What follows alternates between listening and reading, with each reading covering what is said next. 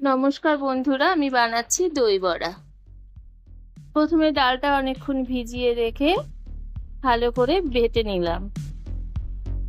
একটা পাত্রে ঢেলে নিলাম, তাতে কিছুটা জল দিয়ে ব্লেন্ডারের সাহায্যে আমি ভালো করে ফেটিয়ে নিচ্ছি।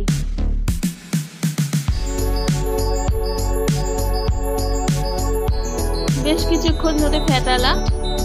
একটা পাত্রে জল, তাতে কিছুটা লবণ দিলাম এবং সেটা ভালো করে জলটা গরম করে নিলাম। এদিকে চাটনির জন্য শুকনো লঙ্কা ফোড়ন দিয়ে অল্প তেলে তেঁতুলের জল ভিজিয়ে রেখে তেঁতুলের জলটা মিশিয়ে দিলাম।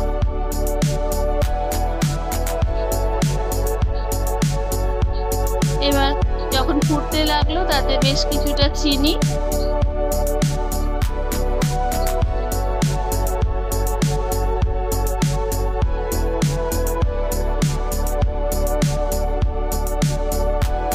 অল্প লবণ, একটু হলুদ দিলাম। এদিকে চাটনি হচ্ছে, এদিকে ডালের মধ্যে আমি নুনটা দিয়ে ভালো করে মিশিয়ে দিলাম। কড়াইয়ের মধ্যে গোটা জিরে দিয়ে শুকনো ভাবে ভেজে নিলাম।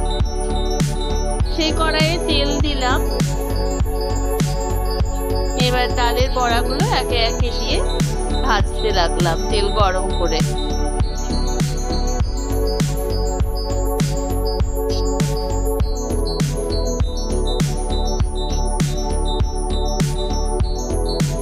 ভালো করে সব বড়াগুলো ভাজা হয়ে গেল। এবার সেই ভাজা মশলা গুঁড়ো করে নিলাম আমি। এবার নুন গরম জলে একে একে বড়াগুলো আমি ভিজোতে দিলাম। বেশ কিছুক্ষণ ভিজিয়ে রাখলাম, এতে বড়াগুলো অনেক সফট হলো। এবার একটা পাত্রে দই নিয়ে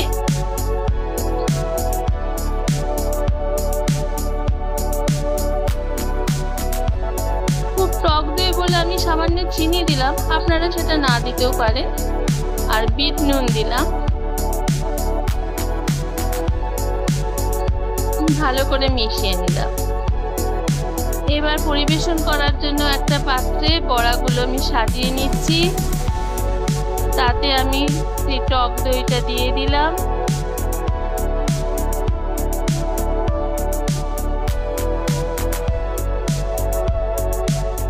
এর ওপর তেঁতুলের চাটনি যেটা বানিয়েছিলাম সেটা ছড়িয়ে দিলাম।